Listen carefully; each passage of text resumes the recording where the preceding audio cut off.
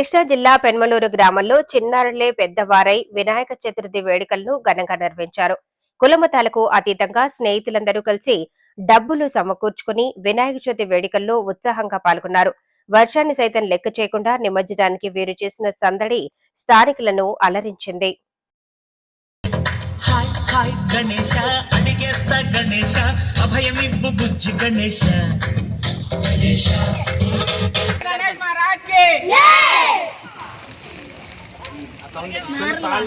అరే నేను సైడు